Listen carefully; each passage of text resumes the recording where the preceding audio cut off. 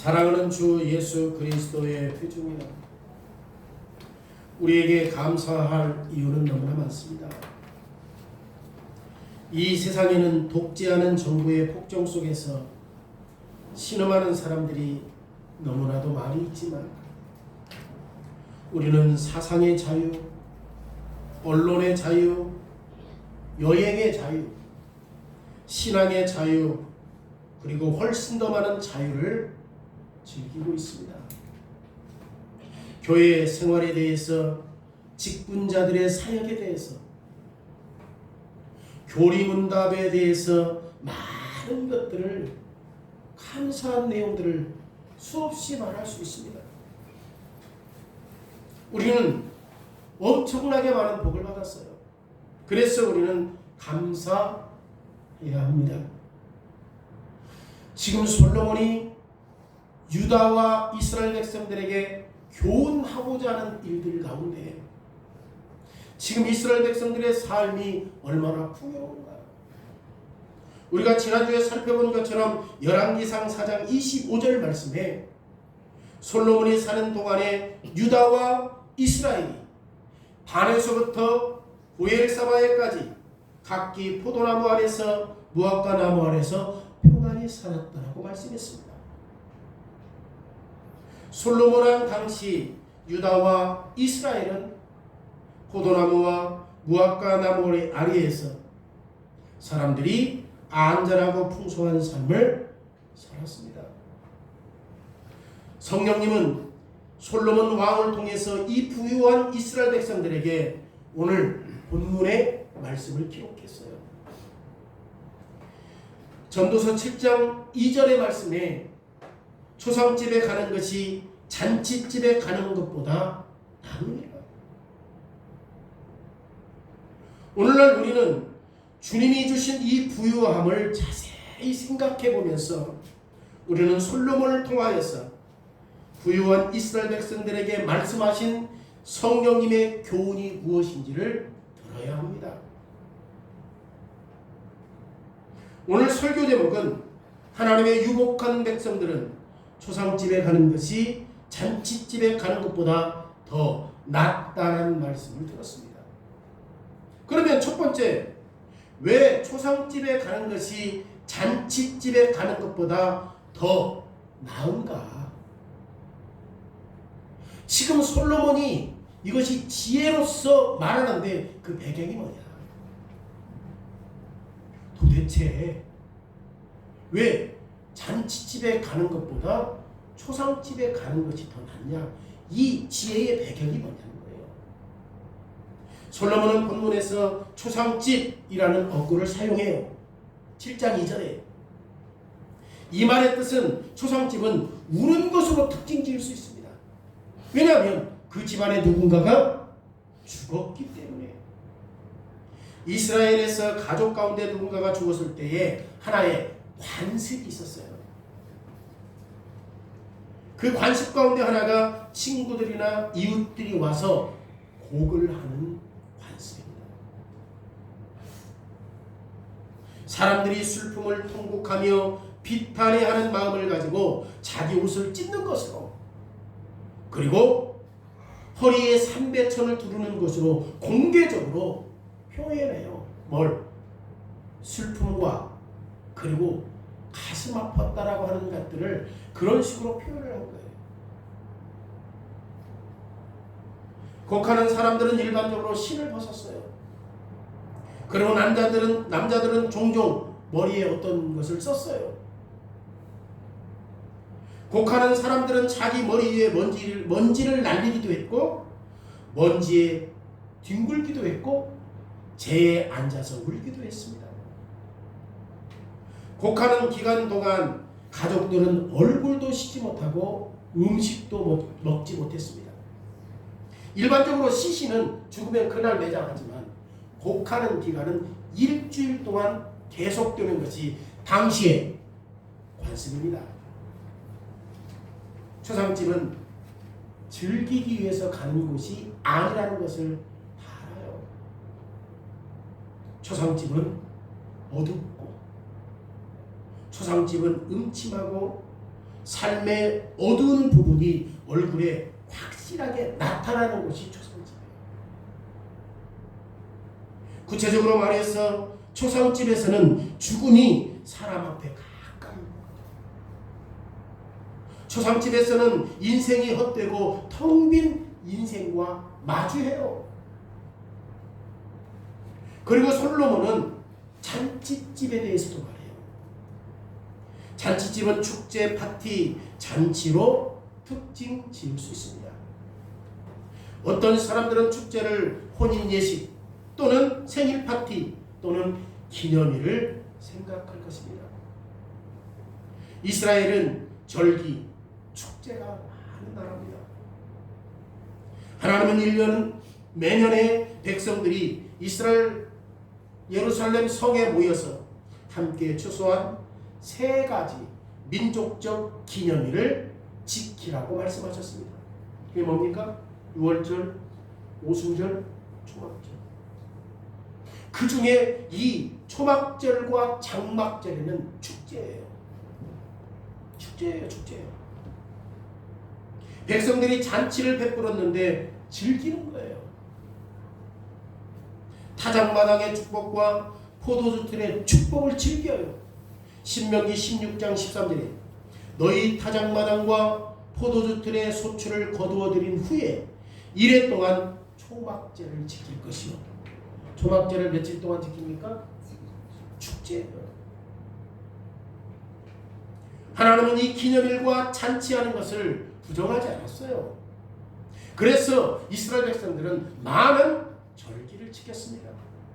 그런데 성령님은 잔치집과 초상집을 비교하여 솔로몬을 통해서 이스라엘 백성들에게 교훈하고 있습니다.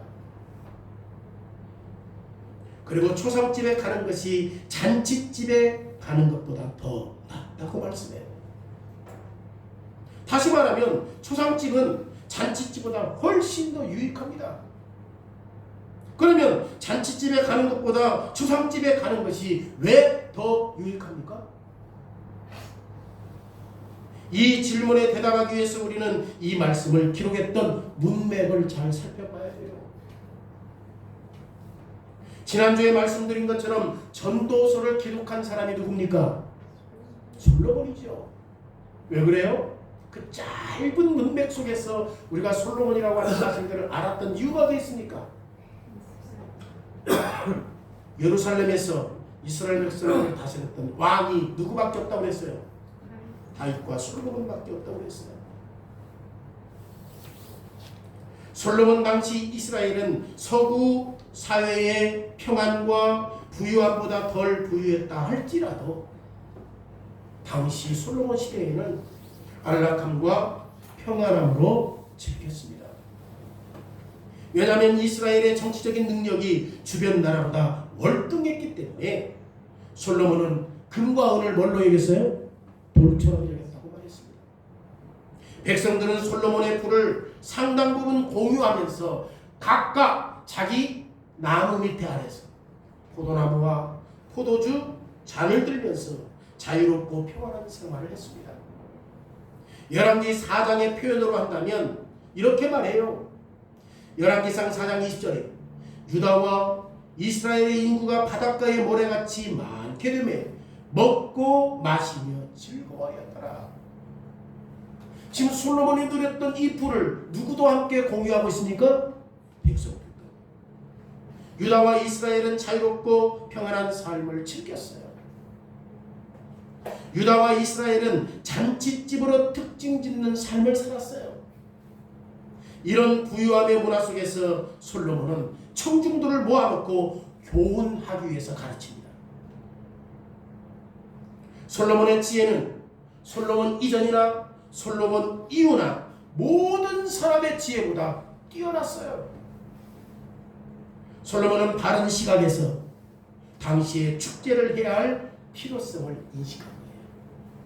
잔치를 해야 할 것을 인식한 거예요.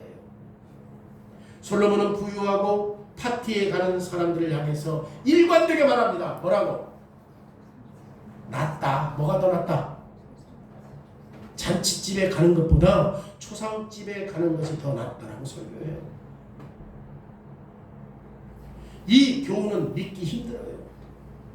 무엇보다 이스라엘의 어떤 사람이 파티의 기념행사에 젖어 있는 삶을 살았다고 한다면 그가 누구냐? 솔로몬이에요. 솔로몬이 얼마나 매일매일의 삶을 즐기면서 살았는가. 그의 하루의 음식이 어느 정도냐. 열왕기상 22절에 4장 22절에 솔로몬의 하루의 음식들은 가는 밀가루가 30고루요 굵은 밀가루가 60고루요 살찐 소가 10마리요 초장의 소가 20마리요 양이 100마리며 그 위에 사슴과 노루와 안사슴과 살찐 새들이다. 이게 뭐야? 하루 음식이야. 양 100마리, 소 30마리. 지금 가는 밀가루가 하루에 30그릇. 그러니까 지금 우리식으로 환산하면 36.5마리요. 한 마리면 뭐지? 한 마리 10대지. 그렇지 않아요? 몰라? 김수환 선생님 한 마리면 10대 아니에요? 안 되나? 맞죠? 그러니까 이게 어느 정도냐? 어느 정도? 36마을. 그리고 지금 가는 밀가루가 어느 정도라고 해요? 여기는 지금 뭐야? 아까 몇이라고 했어? 60그루라고 했으니까 이거는 지금 72마리, 72마리. 어마어마해요. 소가 30마리요. 양이 100마리요. 하루 먹는 게.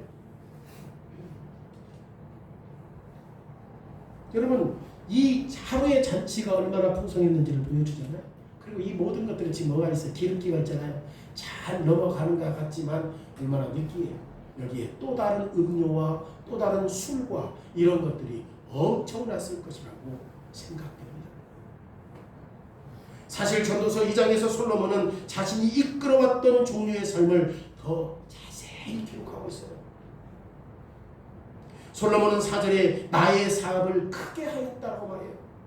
자신이 지었던 레바논 숲에서 가지고 왔던 백황용으로 만들었던 집의 규모가 얼마냐면 2250평. 이 교회가 40평이요. 실평수는 38평이에요. 2250평이라니까 솔로몬이 지었던 그 규모가 왕궁과 대들보의 전당이 475평이에요. 그리고 그의 아내 바로의 딸을 위해서 집을 지었다라고 말합니다. 여러분, 뿐만 아니라 이 집 주변에 과수원, 정원, 휴식을 위해서 산책할 수 있는 산책로를 만들었습니다.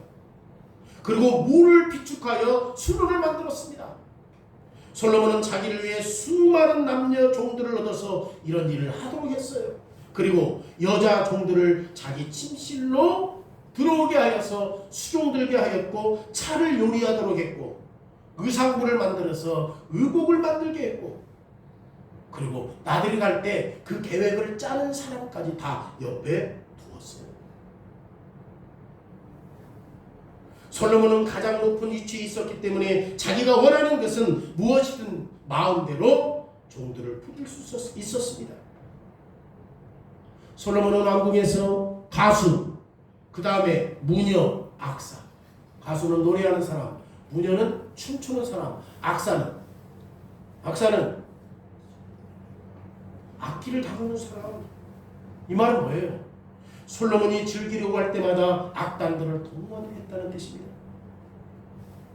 지금 솔로몬은 2장 10절에서 보세요. 무엇이든지 내 눈이 원하는 것을 내가 금하지 아니하며 무엇이든지 내 마음이 즐거워하는 것을 내가 막지 아니하였다라고. 그러니까 하고 싶은 건 다 했어요, 안 했어요? 다 했어. 솔로몬이 배를 타고 지금 유람하기를 원하면 그는 배를 타고 유람하는 거야. 솔로몬이 파티를 준비한다면 이미 준비가 돼 있는 거야. 솔로몬은 다른 여인을 원한다면 다른 여인을 취할 수도 있었습니다. 진실로 어떤 사람이 최고의 생활을 누렸다 하고 한다면 이 사람이 누구다? 솔로몬이었다. 지금 솔로몬이 전도서 2장에서 자신의 생활을 묘사하는 것을 보면 오늘날 서울 강남에서 최고의 부자 빌딩 버금가. 그 정도의 부를 누렸어요. 초상집이 잔치집보다 낫다. 지금 한 번에 일격에 말한 사람이 누굽니까? 솔로몬이요. 근데 그 솔로몬이 어떤 사람이야? 그만한 부를 누렸던 사람이라니까. 그가 말하는 거예요. 자, 이 지혜의 배경이 뭐야? 그가 그런 삶을 실제 누렸다. 잔치집을 누려본 사람이야. 이게 배경이 이게 배경. 참으로 놀랍죠. 계속해서 솔로몬이 왜 이런 말을 했는가? 이 질문은 우리를 압박해요. 초상집에 가는 것이 더 낫다는 말은 우리에게 현명한 교훈으로 들리지 않아요. 자, 이런 배경에서 그가 누렸던 그 배경 속에서 뭐라고 말해요? 잔치집에 가는 것보다 초상집이 훨씬 낫다. 그 배경은 그가 이미 뭐 했던 거야? 경험을 통해서 깨달은 거예요. 깨달은 거예요. 그러면 이 지혜의 의미가 뭐냐? 배경은 그가 이런 삶을 살았던 것이니까. 어마어마한 부를 누렸던 사람이니까. 그러면 잔치집에 가는 것보다 초상집에 가는 것이 더 낫다라고 하는 이 지혜의 의미가 뭐냐? 어떤 의미가 있느냐? 왜 잔치집에 가는 것보다 초상집에 가는 것이 낫습니까? 이 답에는 두 가지 측면이 있어요. 첫째, 솔로몬이 잔치집에 가는 것은 별 의미가 없다라고 하는 것을 지금 2장에서 분명하게 말했잖아요. 솔로몬은 만물의 목적이 무엇인지를 찾기 위해서 고민한 사람이에요. 해답이 이런 중요한 것을 이런 것을 잘 알아야 돼요. 지금 솔로몬이 지혜를 통해서 뭘 깨달으려고 한 거예요? 뭘 깨달으려고 한 거예요? 다시금 타락하기 이전에 에덴 동산의 희락과 평안을 찾을 수 있는지 없는지를 고민한 거예요. 솔로몬은 1장에서 이 사람의 지혜와 지성을 통해서 에덴 동산을 회복할 수 있다고 말했습니까? 없다고 말했습니까? 솔로몬의 지혜가 탁월하잖아요. 그 지혜로도 에덴 동산의 회복으로 다시금 회복될 수 있다 없다? 없다는 것을 깨달았어요. 그래서 그가 뭐라고 결론 지었죠? 헛되고 헛되다 이 지식도. 모든 것이 바람에 휩쓸리는 것과 같다고 말했어요. 그래서 2장에서 솔로몬은 이제 뭘로? 지혜가 아닌 뭘로? 쾌락으로, 즐거움으로, 웃음으로 자기의 욕구를 채우는 것으로, 자기 욕구를 채우는 것이 에덴 동산으로 다시 돌아갈 수 있는 방법인지 아닌지 지금 찾으려고 하는 거예요. 솔로몬은 자기의 삶을 성찰하고 자신의 번성과 부유함이 참된 행복을 만들 수 있는지 없는지 찾으려고 한 겁니다. 솔로몬은 주야로 잔치를 즐겼습니다. 그리고 날마다 파티를 준비했습니다. 솔로몬은 자기가 하고 싶은 대로 최상의 삶을 살았습니다. 그러면 솔로몬이 자기가 하고 싶은 대로 한 뒤에 내린 결론이 무엇입니까? 11절에 보세요. 뭐라고 얘기해요? 그 후에 어떤 후에? 모든 것들을 다 경험한 후에, 잔치를 늘 경험한 후에 내가 생각해 본즉 내 손으로 한 모든 일과 내가 수고한 모든 일이 다 뭐다? 바람 잡는 것이며 해 아래에서 무익한 것이라고 결론내요. 결국 솔로몬은 잔치를 배설하여 흥청망청 즐기는 것이 실제로 조금이라도 도움이 되었다고 말합니까? 솔로몬이 누렸던 최상의 생활이 실제로 에덴 동산의 평강을 회복시켰고 자기 마음을 만족시켰고 자기의 삶을 조금이라도 향상시키고 죄로 인해 파산된 삶을 제거할 수 있다고 말합니까?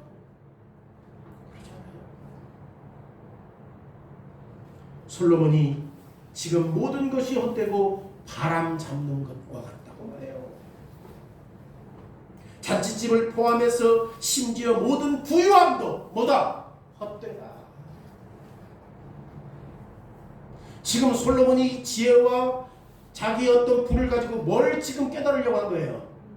그렇지. 에덴 동산으로 행복할 수 있는 것이 있다. 지혜도 한때 엄청난 지혜를 가지고 있었지만 쾌락으로도 웃음으로도 안 돼. 엄청난 부를 가지고 있었고 하루 먹는 양이 어마어마하잖아요. 그 자기가 원하는 건 다 했어요. 그래서 결국 깨달은 거예요. 잔치를 포함해서 모든 부유함이 헛되다고 말해요. 솔로몬은 두 번째 의미에서도 본문에 기록해 왔어요. 초상집과 관련해서 솔로몬은 이것이 모든 사람의 결국이라고 말해요. 초상집. 모든 사람의 결국이다. 솔로몬이 강조하는 것은 모든 사람이 초상집으로 끝나게 될 것이다. 각 사람이 자기 차례가 되어 초상집에 입게 될 것인데 단지 곡하는 사람 속에 있을 뿐이다. 언젠가는 곡하는 대상이 된다. 내가 시체가 되어서 다른 사람이 나를 위해서 곡할 것이다. 이 말은 모든 사람이 정한 때에 뭐 한다는 거야? 죽는다. 솔로몬과 마찬가지로 이스라엘 백성들은 지금 자기 주변에 있는 사람들의 이런 비통이 뭐예요? 정말 가슴 아프고 슬픈 일이거든요. 이 비통이에요, 비통. 이것을 자기의 삶 속에서도 이스라엘 백성들도 경험해가네요. 경험했다고 실제를 보았단 말이에요. 그리고 솔로몬과 함께 이스라엘 백성들이 가지고 있는 성경을 통해서도 이런 비통한 실제를 배웠어요. 이스라엘은 하나님의 죄로 인하여 타락하기 전에 무엇을 말씀하셨는지, 하나님의 율법을 지키지 않는 자들에게 하나님께서 어떻게 저주하실 것인지 들었거든요. 창세기 3장 18절에 땅이 내게 가시덤불과 엉겅퀴를 낼 것이다. 네가 먹는 것은 밭의 채소인지. 타락한 이후에 어떤 삶을 살아요? 땀 흘리지 않으면 먹을 수가 없는 거야. 여러분, 이스라엘 백성들은 하나님의 에덴 동산에서 아담과 하와를 추방할 때 뭐라고 말씀하셨어요?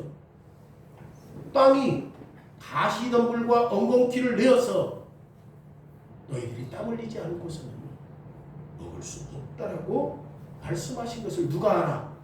이스라엘 백성들도 안다니까. 왜? 율법을 통해서 배웠기 때문에. 아담과 하와는 얼굴에 땀을 흘려야 먹고 마실 수 있었습니다. 창세기 3장 19절에 네가 흙으로 돌아갈 때까지 얼굴에 땀을 흘려야 먹을 것을 먹으리니 네가 그것에서 취함을 입었음이라 너는 흙이니 흙으로 돌아갈 것이니라.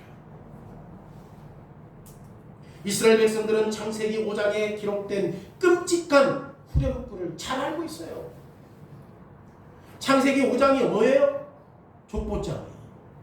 누가 누구를 낳고 몇 년 동안 살고 어떻게 되었더라? 죽었더라.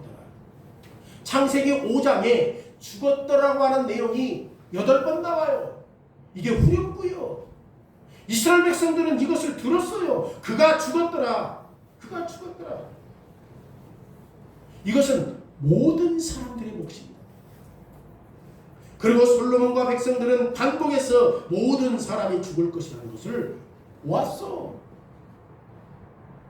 어떤 사람은 초상집에 가는 것을 반대하고 어떤 사람은 초상집을 거부하며 살 수도 있어요. 그런데 죽음이 모든 사람에게 임한다라고 하는 것은 결코 변하지 않기 때문에 받아들이기 힘들지만 이건 팩트예요. 사실이에요. 실제예요. 리얼이에요.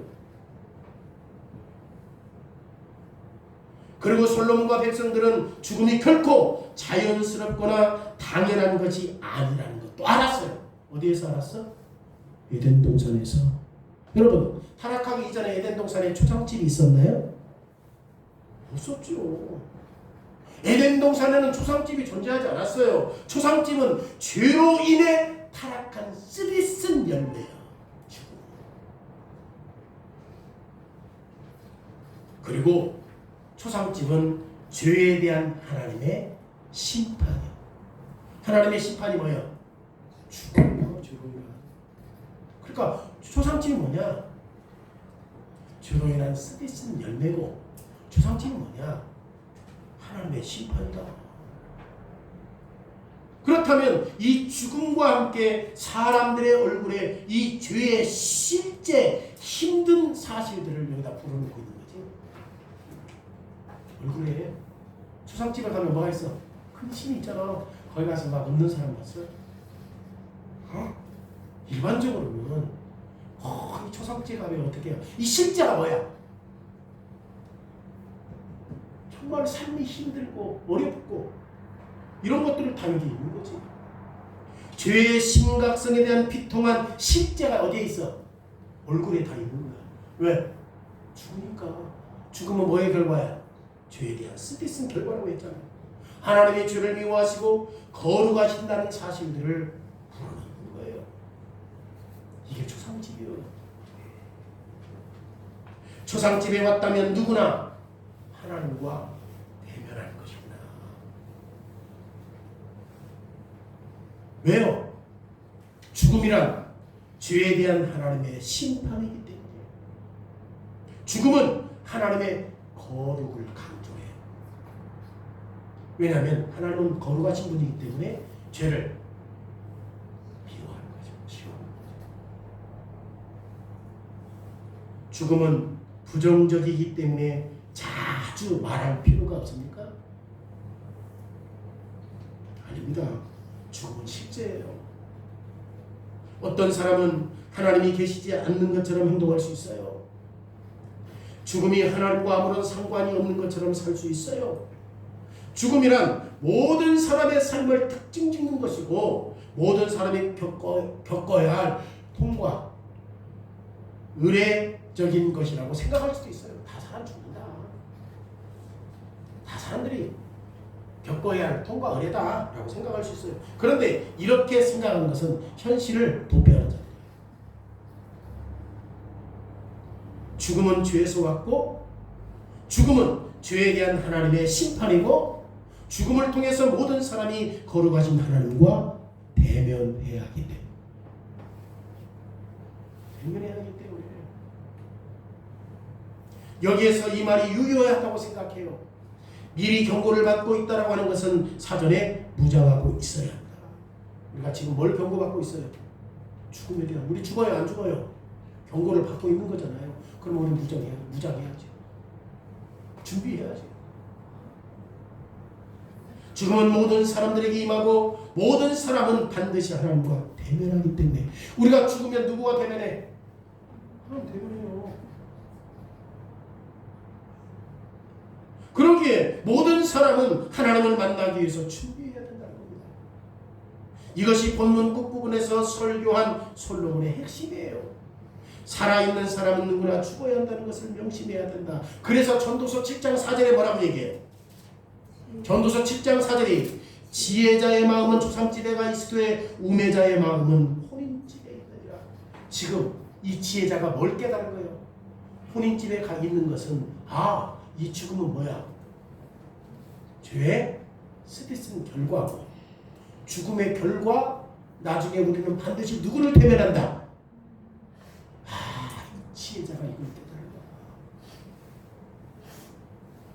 초상집에 가야 하는 것이 더 낫다라고 하는 의미가 여기에 있다는 거예요. 솔로몬이. 모든 사람들이 죽는데 초상집에 가야 그 의미 깨달을 수 있다는 거야. 모든 사람은 다 누구를 대면해요? 하나님 대면하니까. 여러분, 살아있는 사람들 가운데 최소한 지혜로운 사람이라면 초상집에서 교훈을 배워야 한다. 그 이유는 머지않아 우리도 하나님을 대면한다는 사실들을 마음에 두어야 하기 때문에.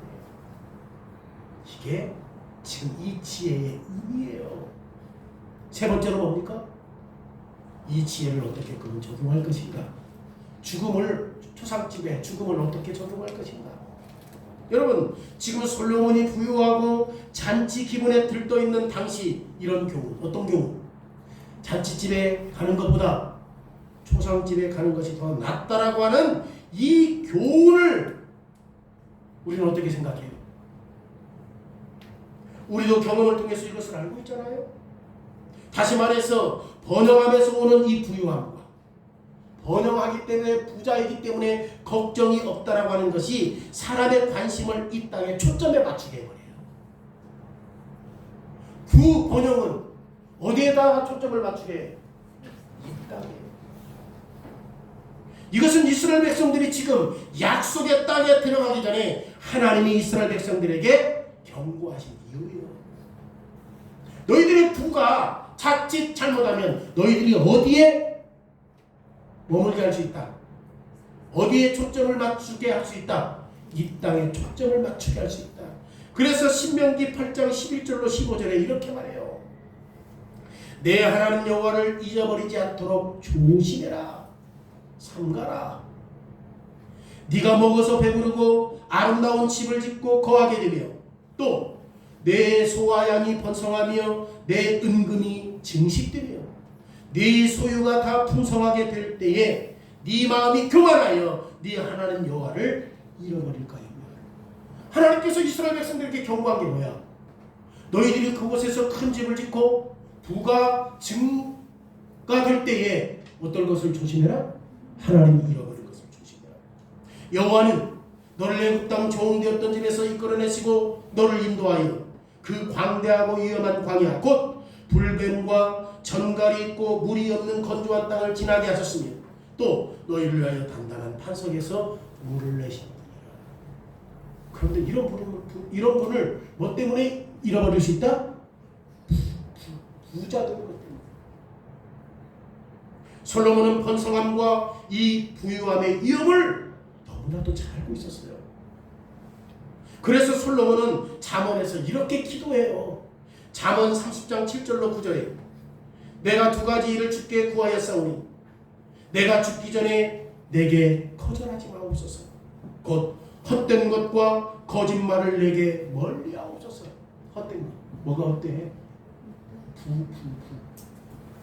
부가 헛될 수 있어요. 왜요? 이 땅에 삶의 목적을 두면 헛된 거예요. 헛된 거예요. 내게 헛된 것 버리게 하시고 거짓말을 버리게 해달라는 거예요. 나를 가난하게도 마옵시고 부하게도 마옵시고 오직 필요한 양식으로 나를 먹이시옵소서. 혹 내가 배불러서 하나님을 모른다 여호와가 누구냐 할까 하오며 혹 내가 가난하여 도적질하고 내 하나님의 이름을 욕되게 할까 두렵도다. 솔로몬이 두 가지 기도하잖아요. 이 부가 얼마나 사람들을 망가뜨릴 수 있다는 사실들을 분명히 알고 말하는 거죠. 부함으로 인해 이 땅에 초점을 맞추는 유혹이 이 땅의 쾌락이고 유한이 될 수 있기 때문에. 그런데 솔로몬은 부유함을 죄라고는 말하지 않아요. 부유함을 죄라고는 말하지 않아요. 솔로몬은 잔치를 베풀고 지금 파티를 열고 웃고 가벼운 농담을 정죄하지 않아. 죄라고 하지 않아. 3장 4절에 보세요. 뭐라고 얘기해요? 3장 4절에 울 때가 있고 웃을 때가 있으며 슬퍼할 때가 있고 춤출 때가 있다고 말해요. 그러면 초상집과 잔치집 가운데 어느 것이 더 나은가? 이럴 때가 있고 저럴 때가 있다. 웃을 때가 있고 슬플 때가 있고 기쁠 때가 있고 좋지 않을 때가 있는데 그럼 어느 때가 더 낫냐? 초상집과 잔치집 가운데 어떤 집? 이 어떤 집이 눈으로 볼 수 없는 현재, 눈으로 볼 수 없는 이 실제들을 우리에게 훨씬 더 강하게 대면하게 합니까? 초상집입니까? 잔치집입니까? 눈으로 볼 수 없는 실제들을 더 강하게 대면하게 하는 게 뭐예요?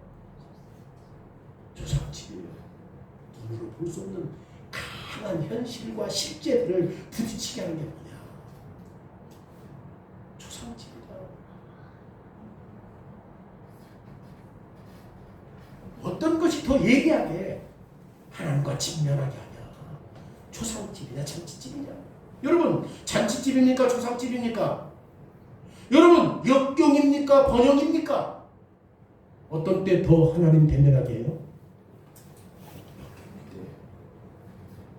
자, 지혜자가 정말 지혜스러워요. 솔로몬은 일관되게 초상집이 인생의 깊고 본질적인 문제를 부딪히게 하고 우리에게 하나님이 인생의 본질적인 실제를 직면하게 하고 세운다고 말해요. 그리고 진지하게 하나님과 부딪혀야 할 당위성이 뭡니까? 어디에 있어요? 진지하게 하나님과 부딪혀야 할 당위성이 어디에 있어? 초상집이요? 잔치집이요? 초상집이요. 그게 훨씬 더 우리를 더 유익하게 한다. 그러면 여기에 솔로몬 당시 잔치하는 분위기 속에서 살고 있는 이스라엘 백성들에게 더 심오한 교훈이 뭡니까? 이 사람들 지금 어떻게 살아? 그늘 밑에서 펄 포도주 마시고 안락한 삶을 살고 있잖아요. 그렇잖아요? 지금 이 백성들에게 심오한 교훈이 뭐예요? 솔로몬은 무화과나 머리에서 포도주잔을 들고 안전하고 평안하게 있는 백성들에게 하나님을 잊지 말아야 한다. 부유함이 얼마나 쉽게 우리에게 하나님과 대면해야 한다는 것을 잊어버리게 만들게 하느냐, 이 말하고 싶은 거예요. 근데 그는 진짜 부가 뭔지를 알아. 진짜 부를 가져가서 안다니까. 그게 헛되다는 거죠. 솔로몬은 안 거야. 지금 그것을 가르쳐주는 거잖아요. 솔로몬이 얼마나 지혜로운가. 다시 말하면 이 땅에서 우리는 아직 하나님을 보지 못했다 할지라도 그럼에도 불구하고 하나님은 우리의 각자에게, 각 사람에게 한 가지 약속하셨어요. 그때 우리는 하나님과 우리의 얼굴을 대하여 맞대며 볼 수 있다는 것을 솔로몬이 가르쳐주는 거예요. 지금 이 땅에 하나님 볼 수 없다 할지라도 하나님을 얼굴과 얼굴을 맞대어 올 날이 오게 될 것이다 라는 사실을 지금 이스라엘 백성들에게 가르치고 있는 거예요. 그런데 너희의 그 부와 너희의 그 부유함이 하나님을 대면하는 것을 잊어버리게 만든다.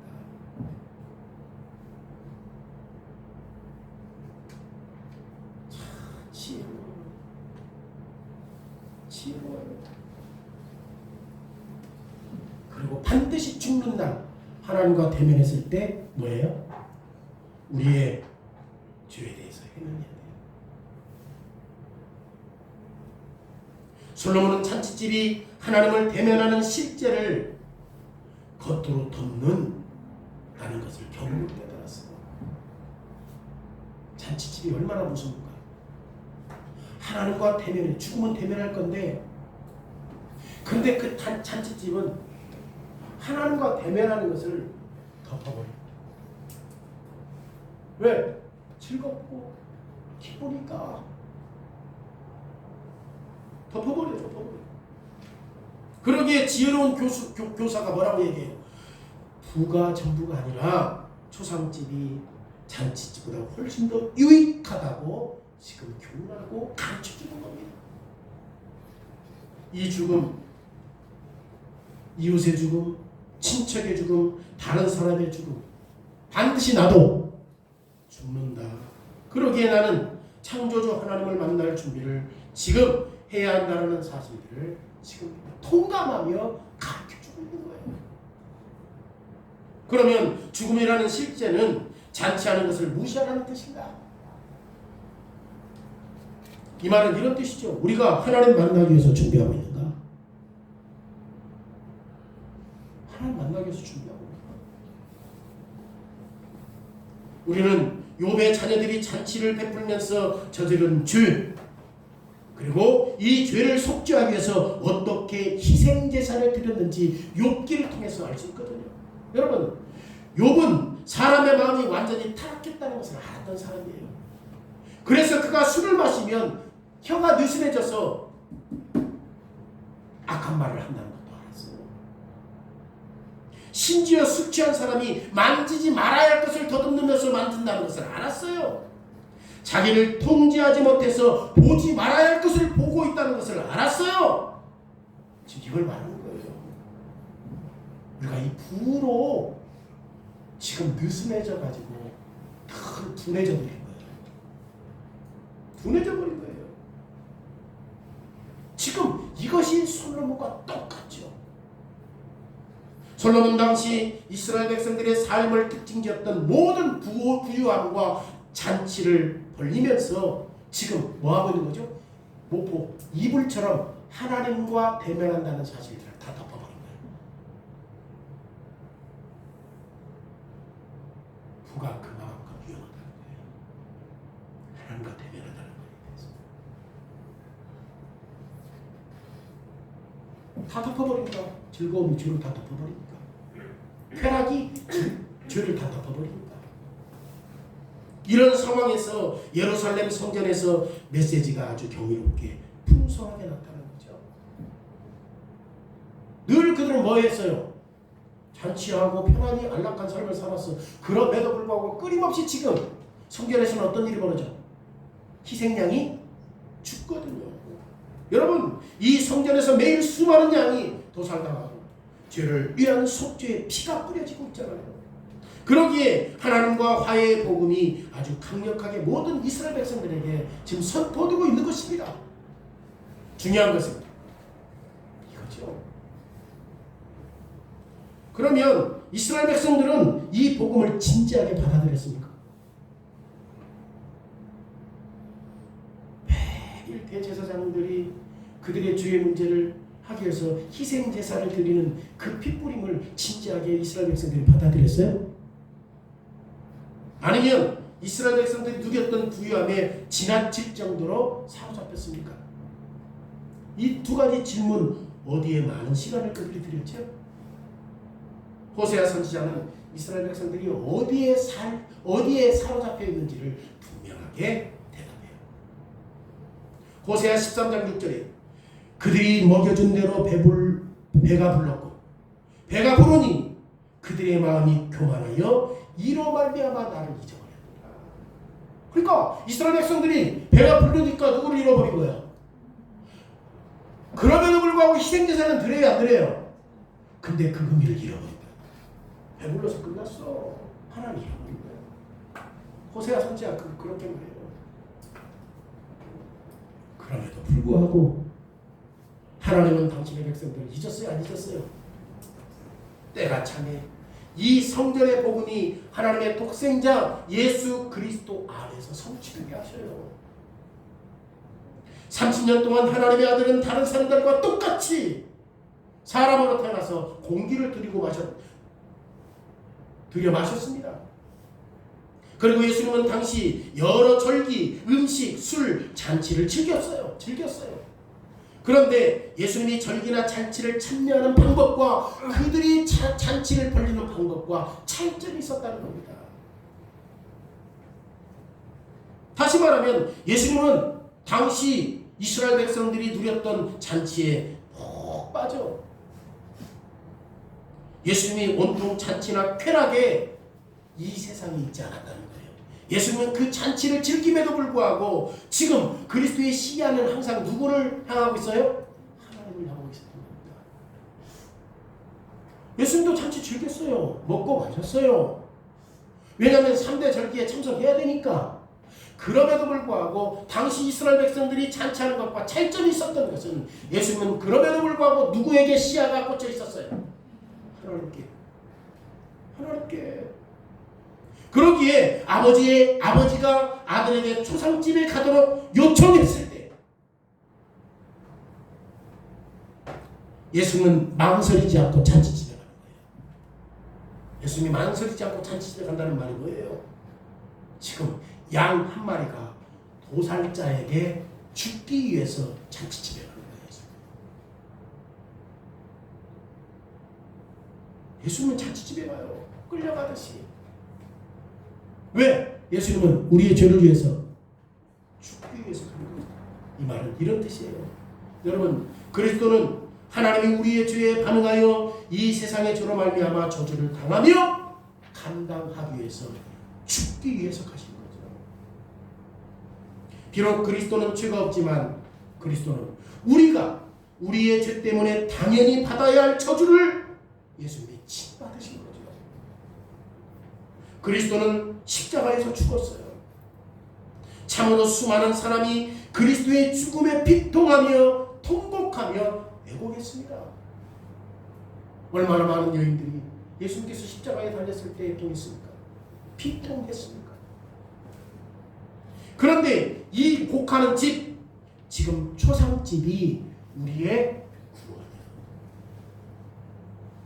예수님이 죽었잖아. 초상집이잖아. 많은 사람들이 고개해요, 안 해요? 고개해요. 그리스도가 죽었어요. 그리스도는 죄에 대한 하나님의 저주를 다 담당하시고 다시 살아나셨습니다. 그리스도는 거룩하신 하나님의 진노를 만족시켰기 때문에 다시 살아나셨습니다. 그러기에 그리스도가 평안히 죽을 수 있는 길을 우리에게 열어놓은 거예요. 왜냐하면 그리스도 때문에 수많은 사람이 의인이 되었고 그리스도의 죽음으로 말미암아 수많은 사람이 하나님 앞에서 아무런 두려움 없이 설 수 있게 되었기 때문에 여러분, 이 사람들은 그리스도를 믿는 사람들이에요. 이 땅에서 어떤 잔치집이 생산할 수 있는 것보다 훨씬 더 초상집을 귀하게 생각하는 사람들. 진짜 이 사람들은 잔치집보다 초상집을 더 귀하게 여겼어요.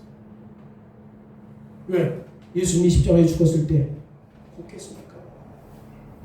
여러분, 이 믿음은 생명과 관계가 있기 때문에 진짜 중요한 거예요. 믿음은. 오늘 우리는 솔로몬 이후 실제로 보이지 않는 부유함과 위로를 즐기고 있습니다.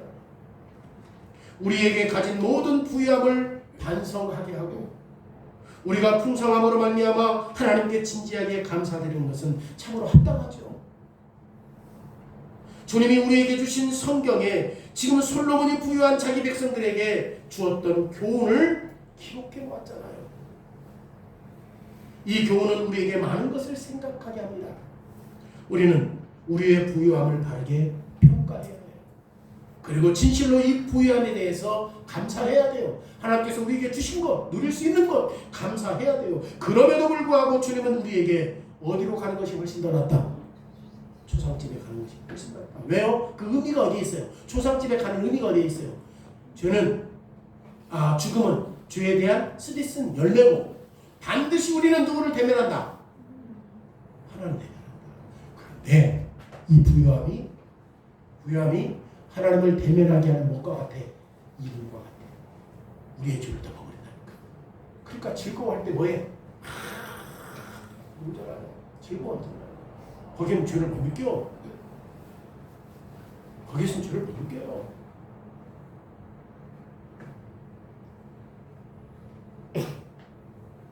조상집은 사람들을 생각하게 해요. 조상집은 우리가 반드시 하나님과 대면해야 한다는 사실들을 마주하게 해요. 그래서 우리가 개인적으로 관심을 쏟아야 할 질문이 있습니다. 뭡니까?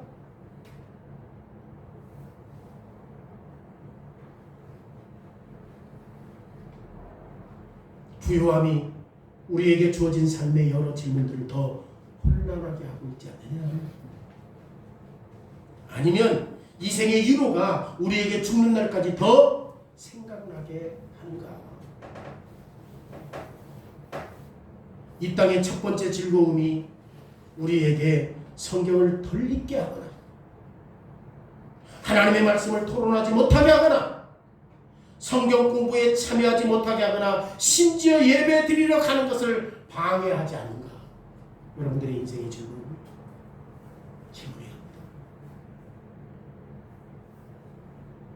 만약 이 질문에 대답하지 못한다면 우리는 여전히 나태한 삶을 살고 있는 거죠. 우리의 마음이 지금도 매우 부패했기 때문에 물질적인 풍성함이 쉽게 물질주의로 빠지게 만들어요. 우리의 마음이 부패했기 때문에. 이 말은 우리의 생의 첫 번째 즐거움이 본성상 하나님께 예배 드리는 것보다 우리에게 훨씬 더 매력적이라는 뜻이에요. 뭐가? 부유함이. 뭐가? 물질의 풍성함이. 하나님 예배하는 것보다, 하나님 대면하는 것보다 매력적이에요. 그래서 여러분들 실질적으로 사는 거 보세요. 뭐 때문에 예배 빠져? 생각해봐요. 생각해봐요. 하나님을 대면하는 것 말고 하나님을 대면하지 못하게 하고 성경 공부에 참석하지 못하게 하는 이유가 어디 있어요? 이 세상의 어떤 것 때문에 그런다는 거예요. 아니면 여러분들의 욕구 때문에 그런다는 거예요. 그런데 우리는 부패했기 때문에 얼마든지 물량주의에 빠질 수 있다 없다? 가능하다. 진짜 매력이 있어요. 물질은. 여기에서 우리는 우리의 믿음이 일하도록 해야 해요. 진짜 믿음으로 살아가야 돼요. 우리의 믿음이 일하도록 해야 돼요. 내 유익과 부를 추구하는 게 아니라. 여기에서 우리는 하나님의 우리에게 주시는 부유함을 즐기는 동안 오늘 본문에서 던지는 교훈을 이해하고 있다는 것을 보여주어야 됩니다. 잔치집에 가는 것도 유익하고 하나님이 주신 부유함에 감사하는 것도 괜찮지만 초상집에 가는 것이 훨씬 더 나아요. 부유함은 헛것이고 잔치집에 가는 것은 근시안적이야. 눈앞에 보이는 거예요. 솔로몬은 어리석은 사람들의 마음에는 잔치집에 가는 것을 만족한다고 하네요. 그런데 지혜로운 사람은 솔로몬의 교훈을 생각해요. 지혜로운 사람은 그리스도의 사역 때문에 즐거워하는 거죠. 여러분, 여인들이 그리스도에 죽었다는 것 때문에 뭐 했어요? 통하고 통곡하고 곱겠잖아요. 그게 우리의 구원이요. 우리를 위해서 죽었으니까 초상집에 가는 게 우리에게 훨씬 더 유익이요. 이게 세 번째 뭡니까? 세 번째 뭐예요? 적용이요. 뭘로 적용할 거야? 그리스도로 적용해야지. 초상집을 뭘로 적용해? 항상 그리스도로 적용해야지. 그리스도 안에서 진짜 믿었던 사람들은 통곡했어. 애통했어. 가슴을 찢었어. 그러기에 하나님의 지혜로운 자들의 행복이 어디 있고 하나님의 지혜로운 자들의 전부가 누구에게 있는가를 오늘 이 지혜자의 내용을 통해서 우리에게 교훈하고